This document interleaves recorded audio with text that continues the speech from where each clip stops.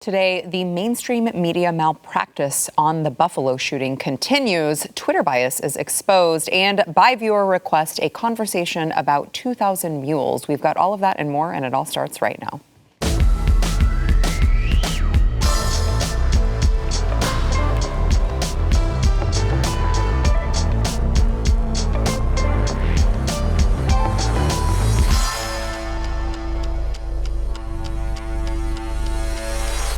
Welcome to the news and why it matters. I am Sarah Gonzalez, and we've got the dynamic duo back in studio. We've got Jakub Ujans, host of The Bottom Line, and Eric July, host of For Cannon's Sake. Both of these gentlemen are, of course, BlazeTV contributors, but you need to be subscribed to their content. You don't want to miss it. By the way, Eric, I think I need to...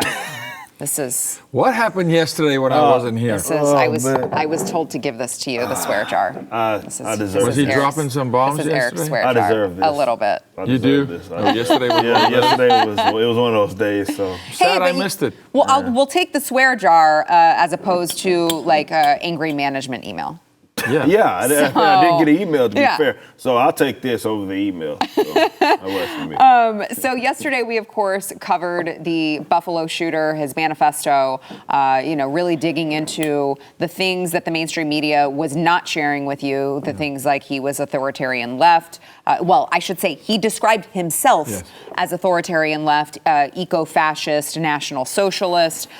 He didn't say that he said he did not consider himself to be religious. He thought that more gun control should happen.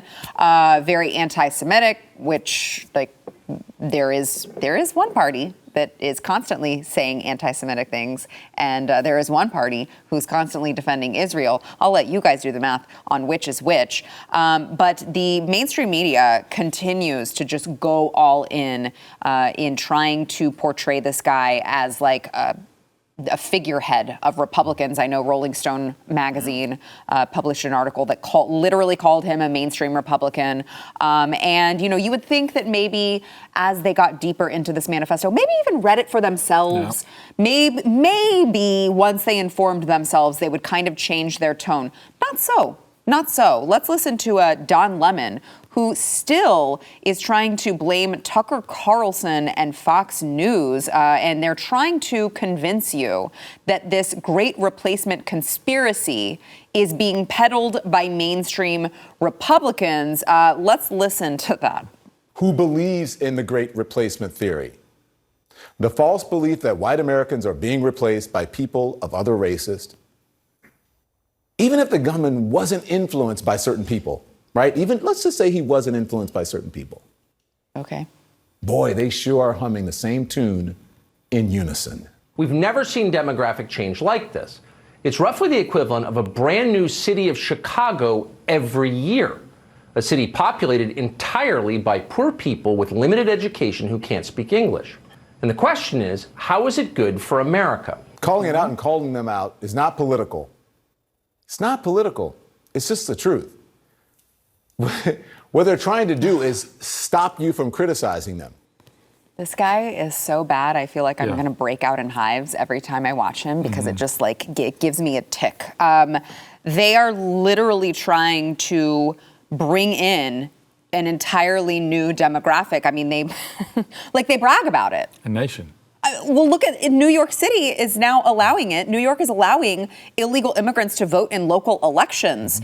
It's somehow a hateful, hate-mongering conspiracy theory that mainstream Republicans are pushing by pointing out that the left has continually pushed for these open borders that we have now, while, by the way, record levels of, fentanyl, drugs, and human trafficking is taking place. But you're just supposed to, I guess, I don't know, pretend like none of this is going on because you might be misconstrued as buying into some stupid theory that no one really buys into. They're just reporting the actual facts. Every time I think that the left can't gaslight us more, they go off and do something like this. And I'm like, oh, it does get worse. Cool. There's no floor for them. They just keep getting lower. No, I say it always. When you align with Satan, there is no bottom. Yeah. I mean, literally, it ends in hell. That's how deep it goes. But it's ironic that Don Lemon wants to talk about truth when they consider everything on earth to be fluid. so they have no truth. Also, this is an individual who self-identified as certain things, and I thought if you affirm as something today that we must believe you. Right. So he affirmed that he was certain things, which was not Republican, but all of a sudden, because he's a white guy, affirming as certain things, that doesn't count. They can reaffirm for him and redefine, but his own writing, his own words about himself, affirming, I am this. Yeah. Here's my list in a 180-page document. They go, no. We don't think that's who you were. We think you're a Trumpanite. We think you're a Trumper. Why? Because your skin is white. He actually accused Fox of being conspiracy theorist. Yeah, that's what's funny too. He because, himself. Yeah, he makes it a point to call out Fox News, but also very, very. I think we'll get into this later on, but like to a very detailed level, explain that he was radicalized and got these views not from Fox News at all, but from all of these websites that he was on. So it's hard to understand how this could be anything but completely intentional gaslighting. Well, again, they saw an opportunity and they wanted to utilize that in order to perpetuate, I said this yesterday, a narrative that it doesn't matter if it's actually true, it's what they need to be true in order for them to advance what it is that they want to advance. And in this case, it's demonizing who they view as their political enemies. Yeah. They can't directly say, and he even kind of does that in this video where he's like, okay, let's say that he wasn't. They can't, they know that. They know they can't just make a direct claim and say, you are responsible for this or you view this way. They have to go this roundabout way to try to attach you to some of the evils that happen in this world, which is why, I look at like, people that are on the quote unquote right. And it's interesting that stuff like this happens and, there's always this conversation going on between like figureheads within that community. I always find that interesting because you get people trying to like denounce things, out-denounce each other. I remember we were doing this with January 6th as well, and I would view that. And I was like, man, who never does that? The left. Yeah. Yeah. Never. We've had, obviously, open leftists. This was one, ironically enough, open leftists. I mean, they'd gone as far as to actually shoot up baseball games with actual politicians that are there. They've gone and done that. But they don't fall over themselves to condemn these sorts of actions at all. But they expect it from the other side. And what it is that they understand that there is a set of standards that folks that are not them abide by. And this isn't something that just applies to like who they deem as conservative, which is why they lump everybody to the right of Bernie Sanders in the same box anyway. Yeah. It's that people that aren't one of them have a set of standards. Can we utilize that against them to advance what we want to advance ideologically? And it works. And this is why we try to fix our minds to be like, why? Wait a minute, they don't do that. Or we're like, why are they being so inconsistent? Because to them, the ends is all that matters. Yeah. If they have to drag you through the mud, your name tie you to the worst people in the world, like the fact that like the term Nazism is just used so loosely these days to their political enemies goes to show how these people are. They're dirty. They're just dirty as all get out. So it didn't matter. He could have wrote, I was influenced by Karl Marx, and it wouldn't have mattered. No. It wouldn't have mattered at all. He saw a white guy, and that was it. It's an opportunity. That's all it is. An opportunity to pull the race card again, and they will not let it slip by. And it's ironic because this is a party that will pounce on any opportunity. The real conversation that should be had is that this guy was interviewed a year ago for an hour and a half by the FBI, right? Yeah. Joe Biden's FBI did not follow through on this. Joe Biden's woke FBI allowed this guy on the street. Joe Biden's woke FBI did not put him in front of a jury that said, hey, you need some mental health support. They didn't put him on their list. This is on you, man. It's on your administration. Which this is, and wasn't it that he said that one of his goals at school was to commit a murder-suicide? Was why the FBI was called to investigate. He wrote about it. That's why they came out. And I always say this: when crazy people threaten something, they're probably going to do it. Right. But I mean, isn't that so often what we see? We saw it in in Florida, Parkland. We saw it so often that they call for tighter and tighter restrictions and gun control. But if you look at the reasons why this happened, it's always the existing bureaucracies that have failed. Yes. Yeah. Like there were warning signs, and if these bureaucracies would have acted the way that they should have and followed through on all of these flags, there are already red flags. If they would have followed through on all of these red flags, then none of these things would have happened. And somehow we're supposed to believe that if you give them more control and more Right. restrictions, that it's going to somehow end in them actually being able to follow through on all of this and somehow do what they're supposed to do. It's maddening. Look at where it took place, and look where often they do take place in these areas that, you know, folks generally understand that they aren't armed. Or at least most people there. There might be one person you got to take out, but if that's it, that's it. And they understand that. So these levels of, there's so many rules in the books. Remember I said yesterday I would love for us to get like on the offensive? That's the type of stuff that I'm talking about. Yes. It's that there's already right now so many amounts of just regulations, laws that hinder the ability of the American citizen to be able to arm himself.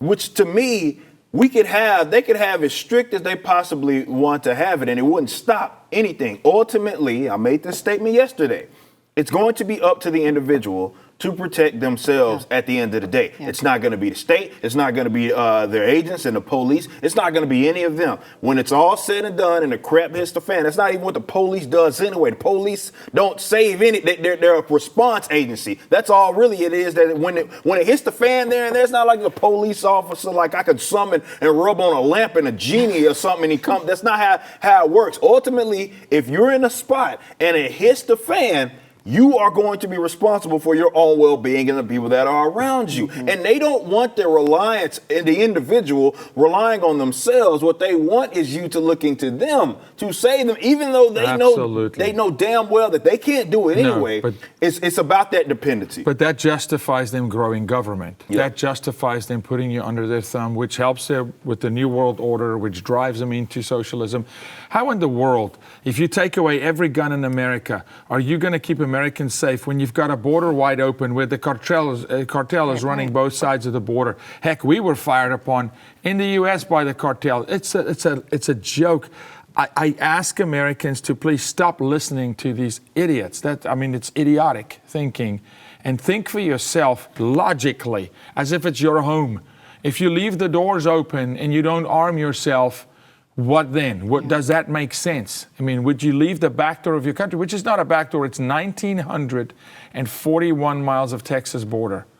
That's 2,000 miles of border. That's wide open. And I don't care what Governor Abbott says, we don't have a border. Yeah. So we keep talking about the left blaming Tucker Carlson for this, despite no evidence to prove that is the case. And in fact, despite evidence to prove the contrary, I want to let Tucker Carlson, who talked about this yesterday, I want to let him just give his own summary of all of this. Watch. But what he wrote does not add up to a manifesto. It is not a blueprint for a new extremist political movement, much less the potential inspiration for a racist revolution. Anyone who claims that it is lying or hasn't read it. Instead, Gendron's letter is a rambling pastiche of slogans and internet memes, some of which flatly contradict one another. The document is not recognizably left-wing or right-wing. It's not really political at all. The document is crazy. It's the product of a diseased and organized mind. At one point, Gendron suggests that Fox News is part of some global conspiracy against him. He writes like the mental patient he is, disjointed, irrational, paranoid. Now that's true, not that it makes the atrocities he committed easier to bear. If your daughter was murdered on Saturday in Buffalo, you wouldn't care why the killer did it or who he voted for.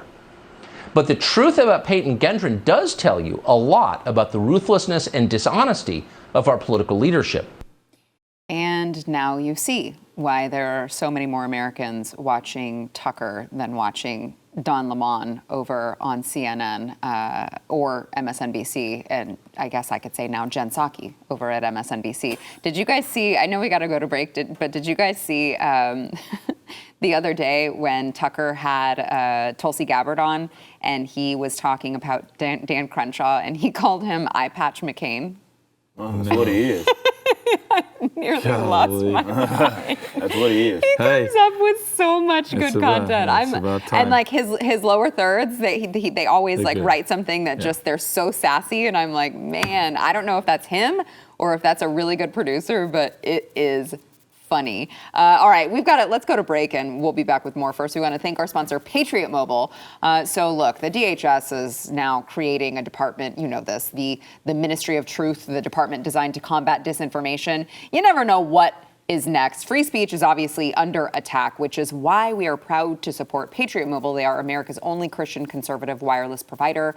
Patriot Mobile is passionate about free speech, your constitutional rights, plus they offer the same nationwide coverage as the major carriers. You're going to get the same great service. They all share the same cell towers. It's 2022, by the way, as well, so it's really easy to port your number over if you want to keep your number, if you want to change it. Whatever you want to do with Patriot Mobile, they've got you covered. They've got plans to fit any budget. And by the way, they have discounts for first responders and veterans if you are one of those people. They share your values and support organizations fighting for things like religious freedom, constitutional rights, and sanctity of life. You got to go there, patriotmobile.com/news. You can get free activation with the offer code news. Guys, we have got to start supporting these conservative companies that are giving an alternative so we can stop giving our dollars to people who hate us. You can do that at patriotmobile.com/news.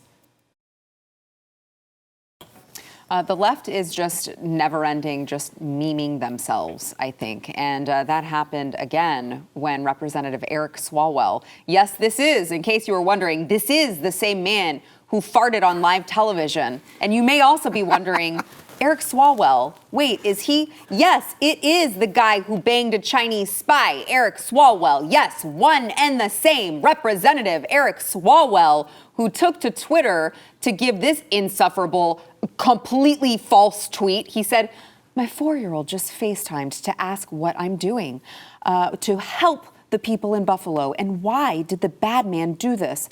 Absolutely gutting. This cannot be his normal. It's time to ban assault weapons. #end gun violence. So I read this and I'm like, okay, so one of two things, well, possibly two things are true, but at least one of two things are true. You're either a horrible father for allowing your son access to news that would talk about things like that because children have no business even being in adult world, or you're just a complete liar. So as I'm saying, he is still a complete liar. He could also be a horrible parent as well. In fact, he probably is. But just something tells me that this is just completely, absolutely made up. Well, one, he's a horrible parent, but not just him, because if his son, in fact, FaceTimed him at 4, I have kids those ages, it's probably his significant other that put the child up to it. Right. And word cursed and verbal vomited in the child's ear about the bad guy. Horrible parenting. But what do you expect from a guy that sleeps with spies, sells America out in the bedroom, thinks he's James Bond? I don't know, man. Those stories are always hilarious to me. The whole, I was my child, because what they do is try to, everybody has sympathy for children, right? So they try to funnel their narrative. No, not when they're in the wombs. Oh, well, they don't have any sympathy for the children when they're in the wombs. That's completely different. Again, it's all about political expediency here. That's and those unborn children are not politically expedient, but this one is. So they funnel their own narrative, whatever they believe, through those children and make up some story. We hear this every single event that we're talking about. This is what they go on about. It's my young-aged child said this to me, and it's like this uber sophisticated thing that a 3-4-year-old, they ain't even formulating those types of sentences, let alone thinking about or that. Or they're just copying what dad says through the house 50 times over. So, just repeating what it is he said. So I don't believe the story at all. I mean, I don't believe any of it. Every time I see those, I'm like, that's bull crap. Definitely considering, again, you're talking about these sorts of events that a 4-year-old that's out of their wit. They can't even conceptualize like what that actually means. and definitely the political stuff surrounding that. There's no way a 4-year-old can unless they're some sort of prodigy. And considering that he's the one that produced them, ain't no way that's what we're dealing with right now. So he didn't look. He was on a roll, I guess. Eric Fartwell. He tweeted out about the California shooting that we covered yesterday. So he was retweeting Shannon Watts, who's just a peach, who said, police say a group of churchgoers tackled the Laguna Woods gunman, hogtied his legs with an extension cord, and removed his weapons after he killed one person and wounded 4 others during an Orange County congregation. And he retweeted that and said, sorry, House GOP, that the parishioners hogtied your boy. Hashtag sorry, not sorry. So it was an Asian church, and the issue apparently was like in California. And it's highly unlikely that person votes GOP. It's probably 10 times out of 10. If you given those kind of parameters, that person ain't voting for no Republican. He was attacking a Taiwanese church. Like this was, so the fact that this guy would jump to, I guess this is another GOP member is just interesting, because these are the same people who call for me to be deplatformed because I say things like transgenderism is a mental illness. They say that's hate speech. That's hate speech. That's hate speech. But you can't. But apparently you're allowed to be Eric Swalwell and completely blame an entire subset of people for a completely unrelated incident. Well, no repercussions. I would just put it back on them. I would say they're the ones that made him go to the church by endorsing people to show up at churches and protest abortions and telling people to go stand outside Supreme Court justices' houses. So we can turn it on them and saying, well, this is your insurrection speech, calling for violence, sending them to churches to walk into, accosting and, abusing, churchgoers. So maybe it's on you. Look, they'll spin it anyway because they get away with it. Yeah. What is the repercussion, the true repercussion that they faced from just making crap up? None. There's absolutely none. They've suffered in no element, not economic, not so what deters you? This is why I love corporal punishment, where I come from. You feel it, you start thinking, man. Yeah. You start thinking, maybe I don't want to do that again. There's nothing for them. I want to get to, before we have to go to break, I do want to get to another Project Veritas expose. This time it was on Twitter. You may recall back in 2016, Jack Dorsey had told Matt Lauer that Twitter definitely does not censor users except for any sort of dangerous, illegal content. Well, Project Veritas just proved that to be a complete lie, which we all knew, right? We all knew it, but it's nice to have it confirmed, vindicated. No, you're not crazy. This has been going on.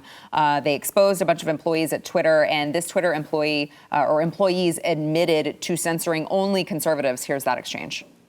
Twitter does not believe in free speech. What do you mean? He said Twitter does not believe in free speech. We weren't really operating in a capitalist mode. We were very socialist. Like, we're all like communist.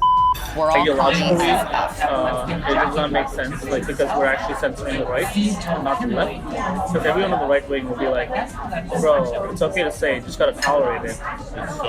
The left will be like, no, I'm not gonna tolerate it.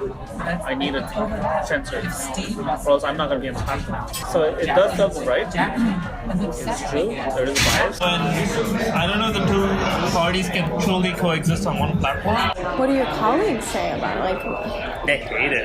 Oh my god, I'm at least like okay with it, but some of my colleagues are like super left.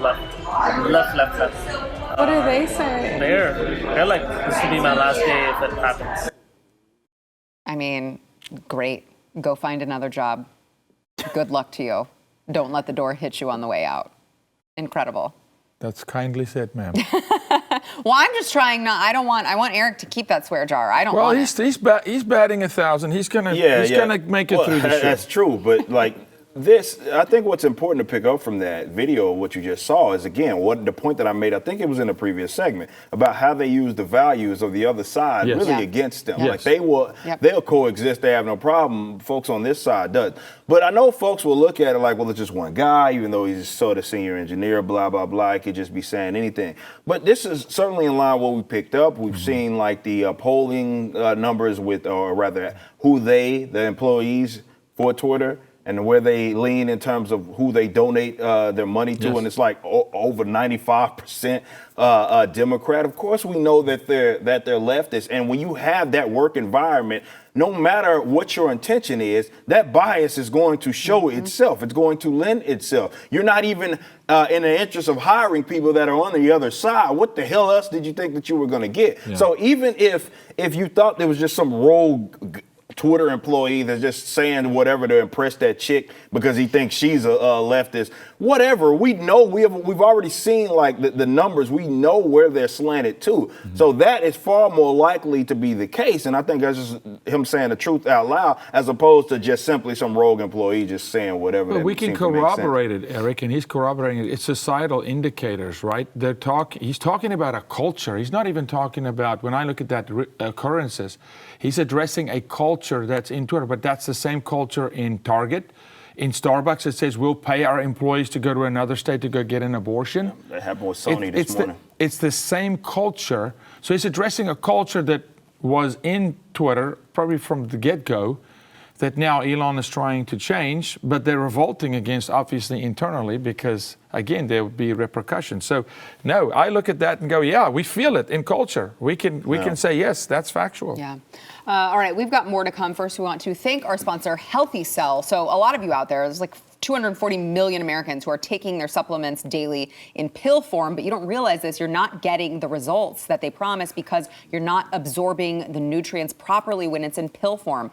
Don't do that. There's a new type of dietary supplement that absorbs into your body far, far better. It's called Healthy Cell. It's an ingestible gel that not only tastes great, but it has 165% more absorption than pills. It uses this new technology, it's called microgel, to deliver maximum absorption. By the way, if you are taking the pills, it's not just that you're not absorbing it. They contain a bunch of synthetic ingredients. They've got binding glues, fillers, coatings. It can irritate the lining of your stomach.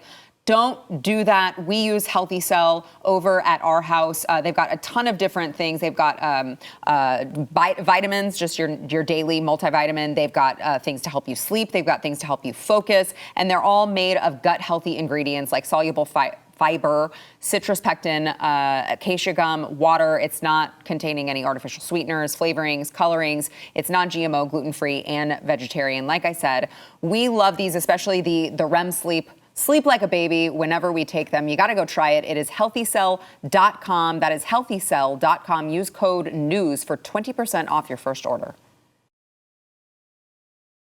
New press secretary Karine Jean-Pierre had her first challenge from Peter Doocy yesterday. And I got to say, I want to play it for you guys, but I got to say, I think it made the left really miss Jen Psaki, and it made the right like really excited about what's to come, because this is going to be a hell of a ride with this woman. Watch.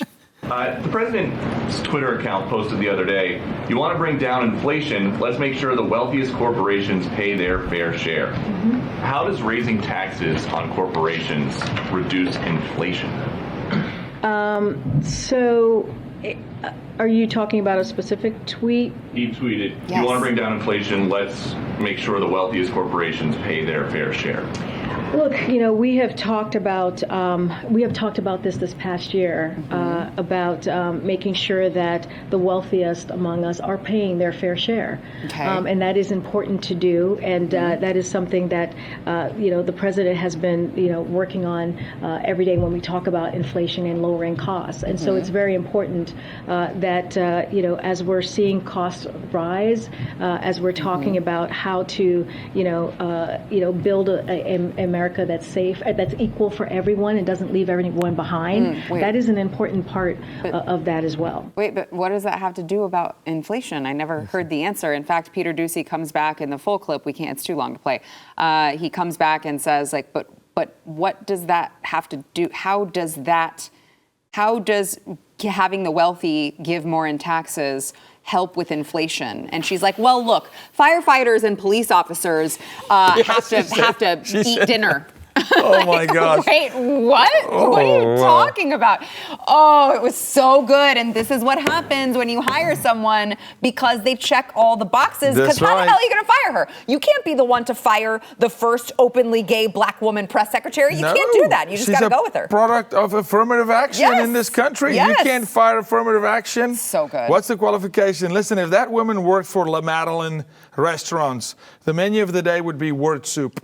Okay, that's what you would have, word soup. Look, it's insane that someone is standing in the White House and does not understand the principle of inflation, the principle of tax, does not know that a very small portion of Americans carry this country on their back by paying taxes, does not understand what disproportionately the wealthy actually contributes to more tax, and definitely does not understand if you lower tax, you increase productivity, which lowers cost, which then by default over time lowers inflation. So look, no, they want to print money. By the way, if they tax the wealthy, the ultra wealthy, what they talk about, it wouldn't make a dent in the inflation they're creating by playing Monopoly and running the printing press. No, they wouldn't be wealthy anymore. Just everyone would be poor.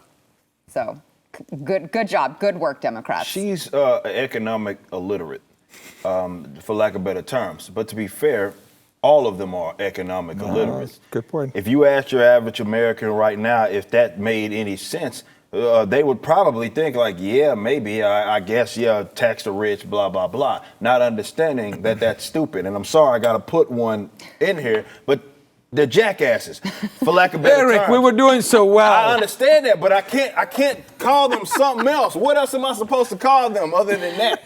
Now, if it was my show, everybody here knows I'd be calling them something else. So I said me calling them a jackass. That was actually very tame. Exactly, that's tame compared to what I called them. But these economic illiterates, they don't understand how money in itself works. I know. Even the economists don't, the Keynesians that work for them don't understand how it works. So yeah, to the stupid person, it sounds like, oh, well, you just somehow give the government more of the rich people's money, and then somehow that's going to give buying power back into the hands of the money hold. What? That doesn't make any sense. Who's overspending? They're not talking about not spending well, it doesn't anymore. Like obviously the spending issue isn't a thing. I mean, you could tax them 100%, all the wealthy people 100%, and you wouldn't really put a debt, not in a debt, and you certainly wouldn't put in a debt in a deficit.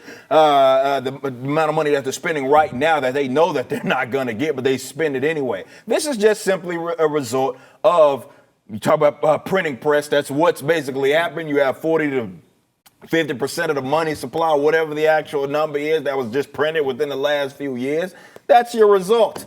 Your government's spending record numbers. They know they don't got the money. They still spending it anyway. You only got one really Republican that's in there. Two of them, if you consider the House, is in the Senate and the House. One by the name of Rand Paul, Libertarian. The other Thomas Massie, Libertarian. It's just funny how that just aligns so well. Where they're the ones that are like, hey guys, the money's not there. We don't got the money. We don't have the money, but we're going to spend it anyway. And then we're going to sell off the assets of unborn people, which is going to punish every individual in this country and every individual going into the future. This is an issue that I don't think that people understand is a very serious one. I think we're just getting started. Yeah. If you have not invested in other avenues, be it in gold, a little Bitcoin, silver, whatever it is, I suggest that you actually seriously look into that. This is not a sustainable practice. Did you say that jackasses is allowed? Oh, you're good. I'm good. You're good, Eric. You're good. It's allowed. The jar stays on the table. It doesn't go home with you. All right. No shame. We got to take a break. For the ripper. It's like, no thanks.